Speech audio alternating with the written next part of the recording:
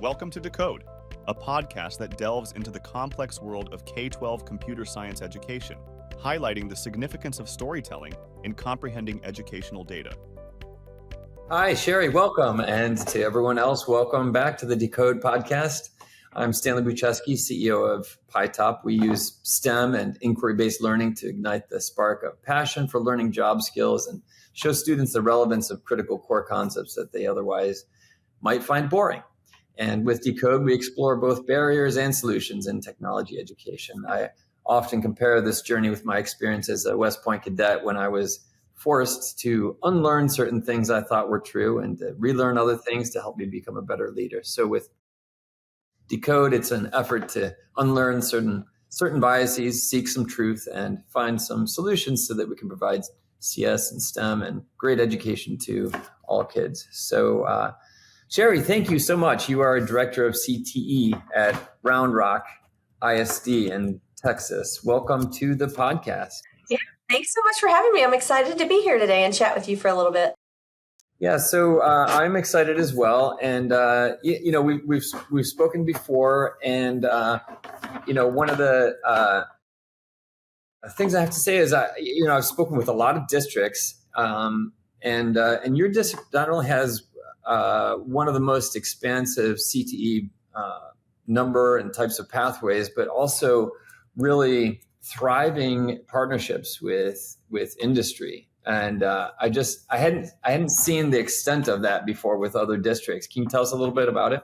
Absolutely. So just a little bit about Round Rock ISD in general. So we are just outside of Austin, Texas. So we're an independent school district that spans not only the community of Round Rock, but also into Austin city limits. So Texas schools are different from other areas where we're encompassing a couple of different regions. So we have different in lots of ways, right? Yeah, of course. We've got to be proud of, that Texas-sized everything. I guess we find you at South by Southwest every year too.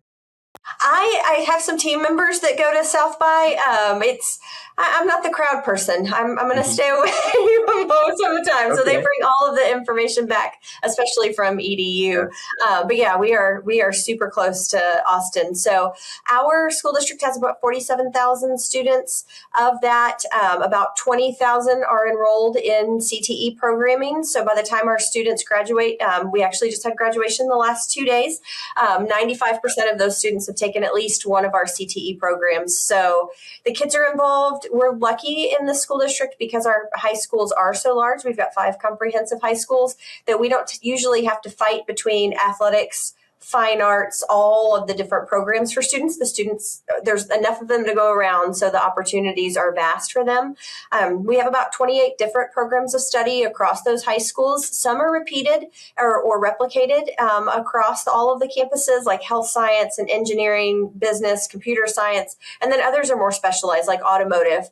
It's only offered at 2 campuses. So it really just depends on availability of facilities and student interest. And then our partners, we are really lucky to be in such a great community that wants to support our folks from not only the Round Rock Chamber, but Austin Chamber of Commerce, and then all of the folks in between. So we do an externship program, which we're excited to talk about maybe a little bit later with you. Okay. But we've been engaging with our partners for quite some time. So this is year 11 for me to be the director in Round Rock. I started off here as a teacher, so got to see some of that partnership happen. Moved away for a little bit before I came back into the school district. But yeah, we can't do anything without our partners, right? I was an ag teacher for many years, grew up in a farming community and understood that. Could I advise our ag teachers today on what's best in their programs? No, I'm not a specialist in that area. I'm not actually a practitioner. So we engage with our advisory partners multiple times throughout the year to get guidance on our curriculum. Is our program appropriate? Do we have the right equipment? Are things outdated? We all know soft skills are important. So we're always talking about that and what they're needing from our students in the future. And then through our advisory boards, we're getting that information from them. And then we're also sending students out to work. So we've got some amazing project-based learning where our kids are actually going out into the community and working with our partners through our work-based learning avenues. Is it in all of our programs of study? No. Some are much more effective or lend themselves to that. Our health science students are going out and doing clinical rotations with our hospitals and our pharmacies. Our automotive kiddos are out and working in the local dealerships. Our vet tech students are interning so they can get those hours toward their vet tech assistant certification. So we're always looking for more ways. So if anybody is local listening to this podcast and wants to work with some amazing kids in Round Rock, just let us know. But yeah, we try to engage our partners as much as possible. How do those internships work? So I actually have my oldest is 18 and she's a senior. She's actually doing I guess I'm like too checked out with my own school district, but I had no idea. The last month of school, actually, they have an externship that they do. And so it's actually, she finished her exams like a week ago. And this is the first week she's finished. She's been doing her internship with, she's actually doing with a physical therapist office and acting as an assistant there. But are they their internships? Are they during the school year or during the summer, or how do you have that set up? Yeah, so our students that are enrolled in our practicum classes, which are usually you want to call it a capstone, whatever the case may be, that's where our work-based learning is really embedded. So for our health science students, we'll use that example. If they take the CNA route, the certified nurse assistant route, they're actually doing 6 weeks in a hospital with rotation and going through, I think it's 12 different departments within the hospital. And then in the other semester, they're actually doing a 6-week rotation into a skilled nursing facility. So they're working on those hours required for that certification, so then they can sit for that test. So that's a smaller internship, a really prescribed amount of time. Yeah. For our automotive students, they're actually interning almost the entire year, their senior year. So they come in at the beginning of the school year, make sure, okay, guys and girls, we're all caught up on safety. We all understand the work-based expectations for the work places that you're going into, the dealerships, and then they get sent off. We've got rules with TEA, Texas Education Agency, about how much time they actually have to spend each week with our instructor on campus, but the majority of that time is off with Lexus, Honda, Toyota, wherever those students might be going. And most of the time, our practicums are unpaid. The students have the option to be paid, and so some of the employers will do that. And then we also still have traditional, what we call career preparation classes. It used to be work release, juniors and seniors who want that extra off period and go off and work. So our students are actually enrolled in career prep classes starting as early as their junior year, where they sit with us for a class on their schedule. They get an extra off period, maybe 2. And if they go in and work 15 hours a week, then they get 3 credits worth of class. So it's a great way for students to finish a program of study, get more hours, but then get that real world experience while they've got an embedded job coach, basically. So that teacher is checking in with them, seeing, what's the feedback from your employer, because that's actually where a big part of their grade is derived from, is how that employer grades them. Our teachers are going and checking on those job sites in all of our internships and career prep. They're going out and checking with those employers, seeing how our students are doing, providing that feedback. So it's a great way to be engaged with the community. So I'm kind of a process guy, and so I think about what's behind sort of like the big picture that you just presented, and there's a lot. I mean, with the number of pathways that you have, you're talking about outreach. I mean, it's constant outreach to your industry partners. There's not just one. So there's a long list of them. You're trying to figure out what the skills are that they need for the jobs that they're hiring for. And then bringing them back, and then integrating that into your curriculum, trying to figure out, I mean, you mentioned certifications, or you mentioned credentials, or one of the two. They sit for a certification. And I mean, I guess 2 questions. How long has it taken to get this pretty expansive program just in place? And then what are you doing on a regular basis to I guess maintain that and make sure that all of your curriculum is up to date? I mean, you just last day of school was yesterday, so I mean, are you guys jumping into that part of the process now, or how does that work throughout the year? Yeah, we actually are. First, I need to say this is not a team of one. We are very fortunate in Round Rock to have an amazing team here at Central Office with specialist and curriculum coordinator, and we even have an assistant director who specifically focuses on work-based learning and our PTech model. So it takes a team working with teachers who are invested, right? Your teachers are the boots on the ground to actually get connections completely made. We're bringing the partners in from our team level to our teachers and showing them what's available, but they're really helping the kids make the connection. So the teachers are integral to all of this. As far as teachers, by the way, because teacher retention is always such a key thing. And when you're talking about, a specific trade or something like that, like take ag tech, for example. If you're getting an ag tech teacher, how are they going from industry to, are they coming from industry? Are they, have they retired and then are coming to teach, and what certification is required? And like, how do you make sure that is all happening properly? Yeah. So we are more and more seeing second career folks, maybe not necessarily retiring from previous industry experience, but wanting to get involved in education, give back, whether it's because they've got a child in the system and they want to be on their schedule, or they realize this job has been amazing in industry, but now I want to give this back to, future students and kids who can be involved in that. So we actually started 11 years ago a CTE stipend along with a years of experience component. So what it is all of our CTE teachers who come in automatically get a $2,500 stipend, and that requires 3 days of professional development at the very beginning of the school year. So bringing them in, and that's when we're bringing in partners and setting expectations and talking about what it looks like, how CTE classes are different from core classes or anything else in high school. It's a little bit of organized chaos, right? And then we also do 2 days of curriculum writing at the end of the year. So class was out yesterday. Teachers are finalizing things on campuses today. We have the Memorial Day weekend, and then we will have all of our CTE teachers on Tuesday and Wednesday next week. So pulling them together, looking at the curriculum, making any revisions, seeing what needs to be made. What did you learn from your advisory partners throughout the year? What actually worked in class or not? But then we also, when you talk about retention, so we've got that stipend, we also pay years of experience. So we have identified our hardest to fill positions like engineering, health science, automotive, tech. Those teachers, they come in and bring in their years of experience, fill out a form that we've got, and verify it. I'm sorry? From industry, they're using. Yes, from industry, yes. So they're bringing in those years from industry. That actually comes to a committee of 3 teachers along with HR and myself. We do the advising. The teachers are making the decisions. So the teachers are actually reviewing their previous job experience and the courses that they're assigned to that they'll be teaching in that year. And if they can validate, you know what? Mr. Smith came in with 20 years in the automotive industry. It's exactly what he's going to be teaching to these students. They'll verify, HR handles all of that, but then that teacher actually bumps up to the 20-year pay scale potentially.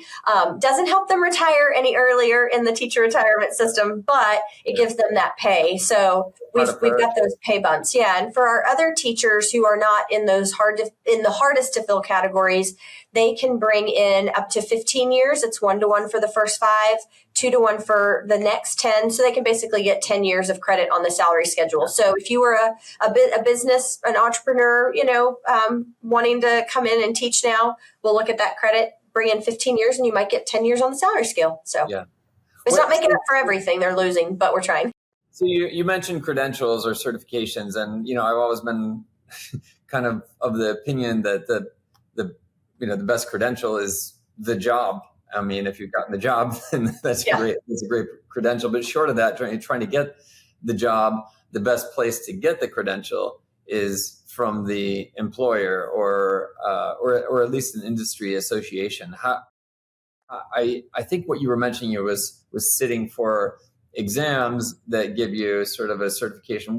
Where are those coming from? Is there some combination of state credentials versus credentials that are coming from industry and employers, or is it strictly from state tests? So we're talking about student credentials, industry-based certifications for our kids? Yeah. Yeah. So TEA has a list of exams that are available for our accountability system. So in Texas, students need to be meet CCMR, College Career Military Readiness. Most people know that acronym, and we're on the career side. So our kids complete a sequence of classes for a program of study along with an associated IBC. And so they have an approved IBC list. And so they're already matched up within the programs of study. And then our teachers, our industry partners tell us which ones are the most valuable and what they're looking for. So here in this area, several years ago, we started offering the clinical medical assistant to our junior level health science students. And that's because our partners directly said, hospitals want PCTs. We're not really growing as many hospitals as we are doctors' offices. So that's where we took the CMA route and we offer that to our students. But we also have certifications that aren't on that IBC list that we do because we know they're good for kids. Just sticking in the health science realm, CPR, EKG is associated with health science, but our biomedical students have historically challenged that exam. So we've kept that, even though that was removed from the IBC list a few years ago. So we listen to our industry partners and they tell us what we're looking for, and we try to match it up with the TEA list. Yeah. You mentioned CCM, college career military. Yes. Which I love that it's become a common term now, because I think we had a big shift where it was just college. And I think now we've kind of come full circle and are recreating a lot of, what's the word? What is a journeyman in electricity? The apprenticeships. Going into the trades. Yep. Yeah, we had eviscerated our apprenticeship programs for quite a while, and all that is coming back now. So it's exciting to hear that you have that approach. And you mentioned you have a new PTech program as well, which is Pathways Technology Early Career. Early college, high school. Tell us a little bit about that and how that dovetails with CTE, because I was kind of surprised to hear that. So we're very excited. In the school district, we've had an early college, high school. We had our first graduating class in 2020. So it's been around for almost a decade for our ECHS, and that's housed at our local community college.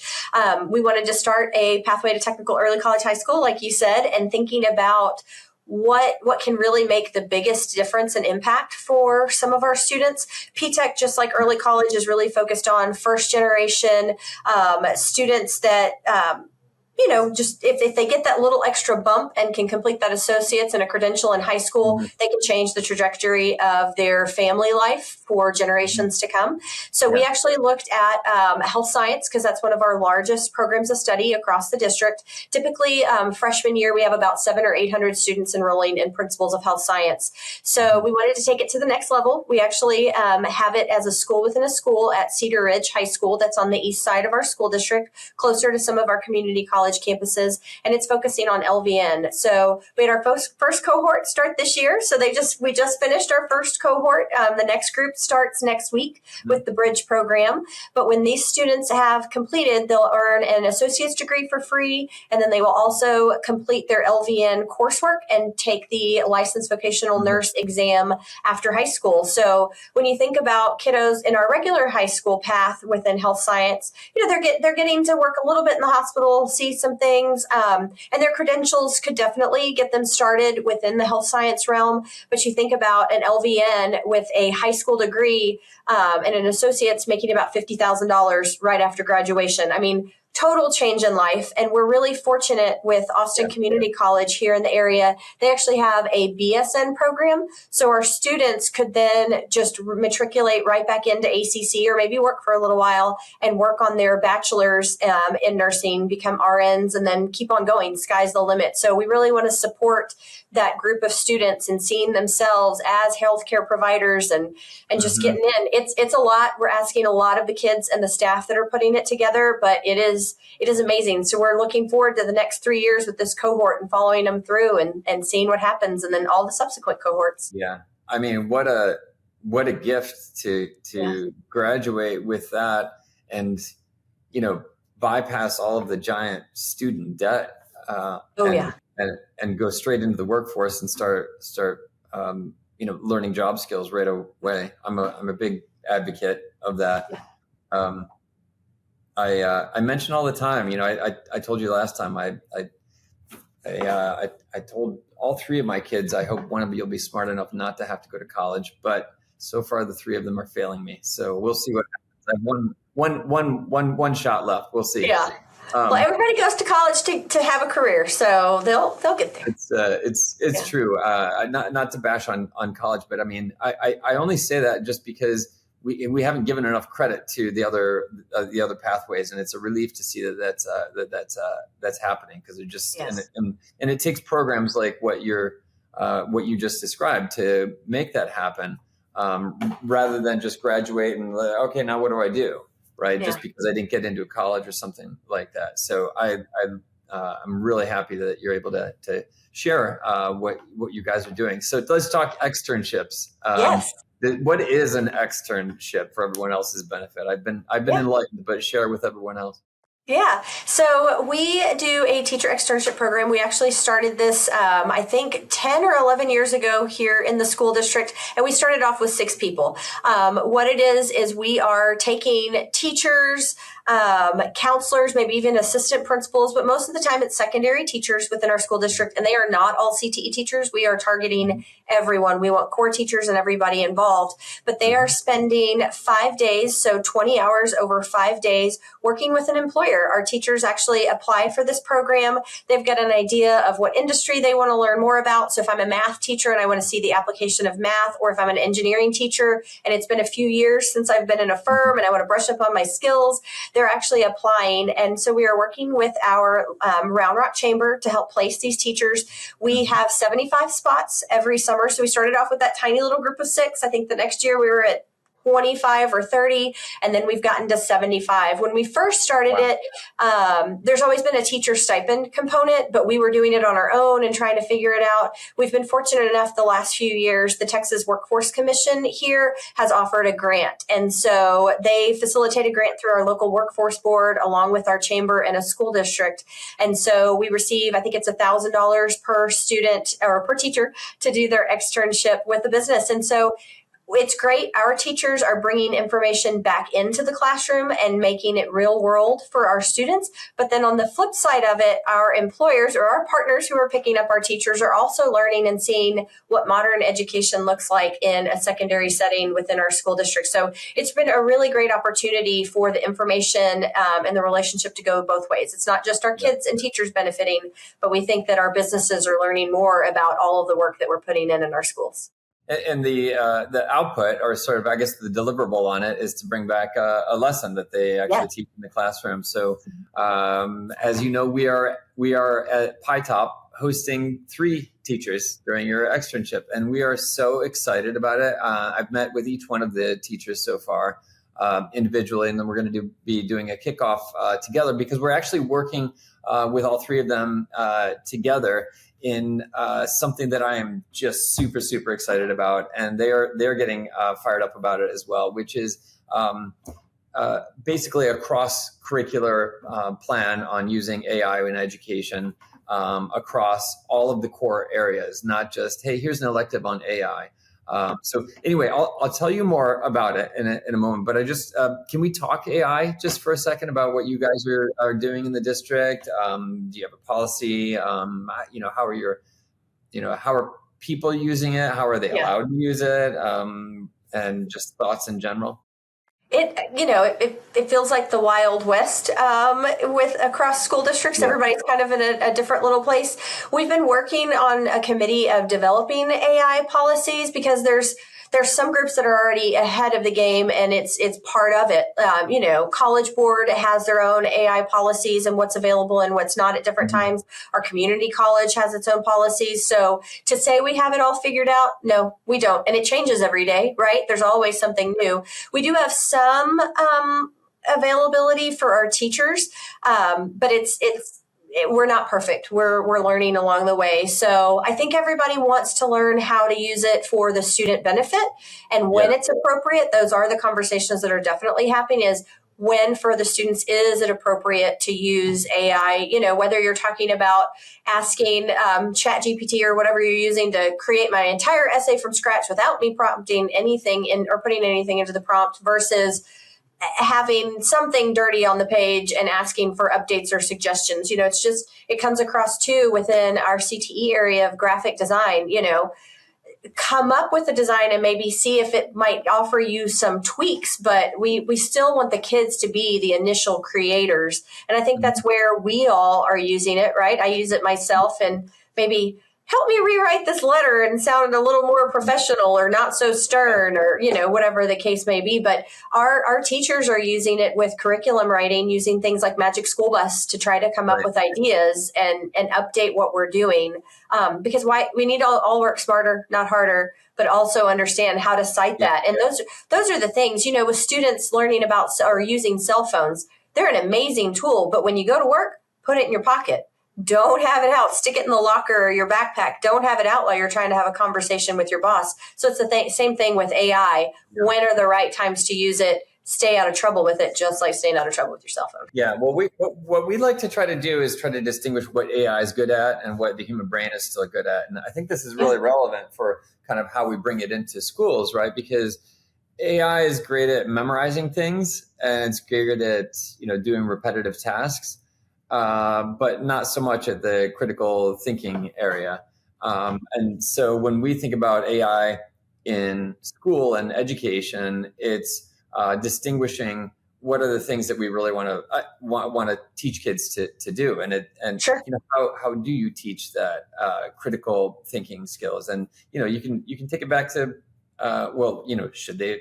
There's so many technology tools that we've had this discussion about. It's the exact same discussion as always. Calculators, right? Or should we allow them to use calculators? Well, what are we trying to teach them? Are we trying to teach them to do like really quick math in their head, or are we trying to teach them the concept? And AI is the same way. So I always find it interesting. We see a lot of tools that are an AI assistant or for a teacher, or maybe an AI assistant for a student. And that's great. It's a tool that we can use, but how is AI being used in industry is really kind of the key thing. And yes, a lot of people are using it to help them, do the dirty work of just getting a draft or something like that and doing it. But it's an amazing research tool. It writes code. It does brainstorming. It does editing. It does all sorts of things for us. But one of the things is within the English area, and so this is actually why I was thrilled to be able to get an English teacher as part of this, is garbage in, garbage out, right? Exactly. So if you don't know how to write English well, precisely, accurately, what's the output going to be? It's going to be garbage. And so we're super thrilled to be doing this externship with these three teachers. We have a computer science teacher, engineering and computer science teacher, a math teacher, and then one of your specialty schools, English and social studies teacher. And so what we're doing is actually creating a project where there are lessons that are integrated in all four of these subject areas and reinforced contemporaneously. So we're very excited about it. One of the projects that we're probably going to center it around is a catapult. Oh. And when you think about researching how to make a catapult go further, there's a very important English component around research in it. So we're super excited. We're super excited about that. Well. I can't wait to see and hear more about it. I actually got to see the two of the teachers at the kickoff event, I guess 2 weeks ago or so, and they were pumped. They were ready to go. So we're happy to have you on board. Yeah, we're going to use computer-aided design as well and integrate some 3D printing. We're going to do some practical demonstration. There's going to be some coding involved in it. But most importantly, there's going to be critical thinking, collaboration, and creativity. So how are budgets? I have to ask, because I mean, you've mentioned a lot of great financial incentive programs that are making your program successful. I guess two things. We've got a new administration, and there's just a lot of conjecture around budgets and Title I and other funding, and then overlaid with that, we've got the ESSER cliff, where a lot of districts who spent relief funding on employment are finding that it's not sustainable, and we're seeing just some massive budget cuts. How are things going for you guys? So districts in the state are all having a very difficult time, and we've been cutting over the last few years. I will say that within the state of Texas, we actually get weighted funding specifically for our CTE programs, much like special ed and some of our other entitlement areas. So we actually receive. This is in Perkins grants, or are you talking about? No, so we do get the Perkins grant, but it's not the biggest component of the budget that we spend for CTE and Round Rock ISD. I would say maybe it's a quarter of the funds that we have available. The vast majority come from the weighted funding. And the way the state does it is it's basically, we'll use some round numbers. Students sitting in an English class are worth $1. If you're sitting in a CTE class, it's either $1.28 or $1.47 that the student is earning. And of that funding, I think you just said that your English students are cheap. I don't know. They don't have the equipment requirements that we do. So of that $1.47, let's use the higher end. 55% of that funding has to be spent back into the CTE program. So we actually are able to fully fund and pay for all of our teacher salaries, all of our equipment, travel, anything that's needed to run our program. And then we give that 45% back to the general fund. So it behooves CTE or school districts in Texas to have a robust CTE program.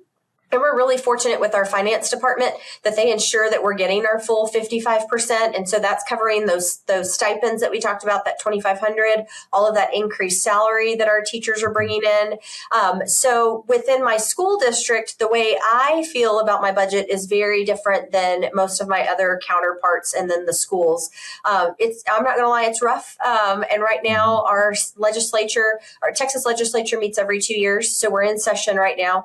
And so they are going back and forth between the Senate bill and the House bill version of what school finance should look like. We actually passed vouchers earlier this session in the state. Yeah. So vouchers are going to be $10,000 for private school, and we're still only getting $61.60 per kid in public education, and they might give us $50 extra when inflation since 2019 has gone up 21%.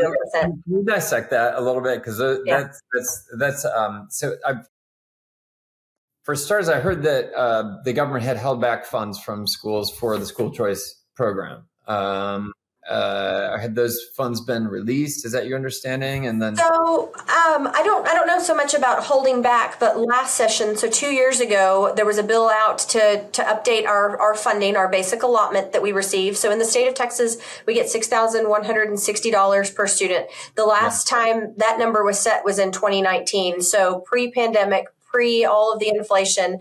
So last legislative session, the governor actually did not give us additional funds on our allocation because vouchers wouldn't pass. And so he wouldn't touch anything for school funding.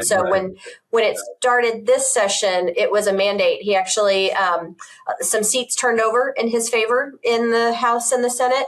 And so it was a priority. It was basically said, I will get my vouchers and then we'll talk about everything else. So vouchers have passed. It's $10,000 per student for the education savings account, I think is what they're calling them, where our students, again, in public schools, we're getting $6,160 and they're going to be receiving $10,000. So just to dig into that though, but because I think what most people understand is that the money will follow the student. So how does that mean? So if you have a student that's in your district who decides to go to a different district or private, I assume they can go to a different public school if they choose, or a private school. I was going to say the education savings account, that $10,000 does not translate to another public or charter school. It is only for private school. Okay, so that account can't be used anywhere else but a private or, I'm assuming, a parochial school. Correct. Okay, so how does that? So if a student loses, if you lose a student from your district, does that mean that you then lose $6,100 for that student, and then they take but where does that $6,100 go into that account, and then they also get an additional $3,900 from somewhere else that they're able to then take to the other school? So I would love to say that I know everything about school finance, and I do not. We are attendance-based within the state of Texas, so some states might be different, that might be enrollment-based, that a student enrolls and you automatically get your dollar amount. That 6160 is still subject to student attendance. So our average attendance rate is 94%, so we're actually only getting 94% of the 6160. So it's still not even that full amount. So if a student leaves us, yes, our funding source is cut off for that student. Even if we budgeted at the beginning of the year based off of 47,000 and we lose 3,000 students, there are cutoff points where there's a little bit of security. But yes, if 3,000 students all of a sudden left us with their education savings accounts, we would be losing 6160 for all those 3,000 kids. What a treat. I didn't expect to be able to have this conversation with the CTE director, but it turns out I hope nobody quotes me if I said anything wrong. Future state congresswoman who will there you go. Where the path goes. Well, yeah, that's super exciting. Tell me. So I like to kind of wrap things up with just I don't know, a bit of optimism, and what's the message that you would like others in your district, both parents, students, teachers, all of your constituents to hear about kind of your vision for Round Rock and education and the future workforce?